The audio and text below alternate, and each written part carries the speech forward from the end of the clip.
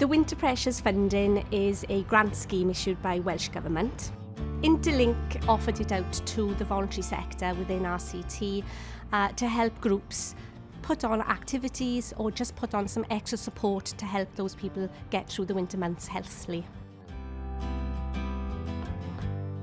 I was invited along to one of the meetings on Zoom, and we talked with the other organisations about how we could all work together. I think collaboration is absolutely key when running any project, and this one just highlights that and how that can work so effectively.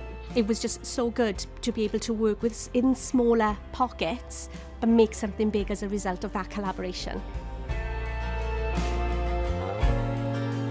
The one thing that is quite unique to these smaller groups is the way they can respond in such a rapid manner. I think smaller community groups and charities like ourselves are a little bit closer to the ground and have a real kind of understanding of what the community want and need. Having this Winter Pressures grant, we were able to increase the staffing levels for the project, but it made an enormous difference because we could visit more people, we could offer more support to the volunteers. It's the smaller groups that make a difference. It's not always big groups.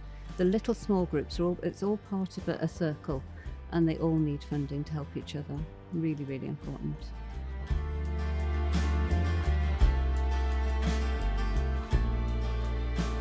I think some of the things that we are seeing is the social isolation, particularly in older people, people with caring responsibilities who, you know, have really been isolated at home. It's also the big social side as well, as getting people out of the house, mixing together, making new friends. When you have a diagnosis of breast cancer, we pray and hope that once we've had treatment, that things go well, but they don't always go well. We try and take the ladies somewhere nice, we take them out for meals, we take them to a garden centre.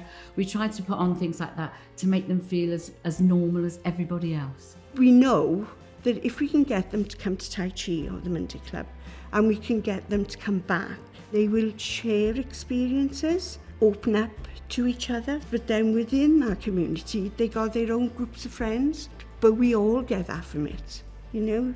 It is nice. It's like building a family in a way. There's a lot of people who are in my position, and then they sit in the house and, you know, they don't go out and all that, and it's lovely to come and meet people again, and it's fantastic, I reckon. Coming to something like this, being able to socialise again, it's a huge benefit mental health-wise.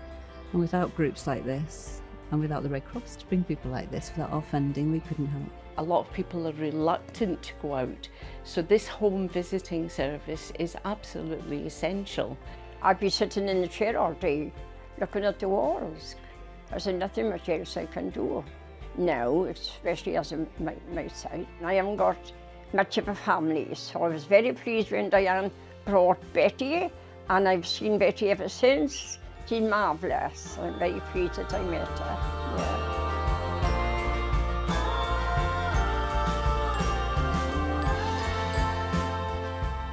The group is so important for this community in that people know they can come here every Friday and they have a friendly ear. What we did at Winter, through the letters that I've had to say thank you, it made a massive difference.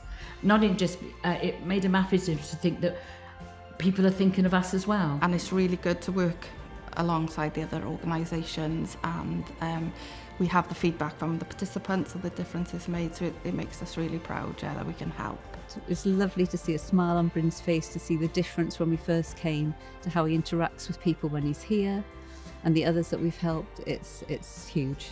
Huge. That support is there, smack bang in the communities. The way that the funding is used is because that group know what the community is, know what the community would like, and then just go for it. So yes, it's been absolutely marvellous for me, and she's become one of my family, I say.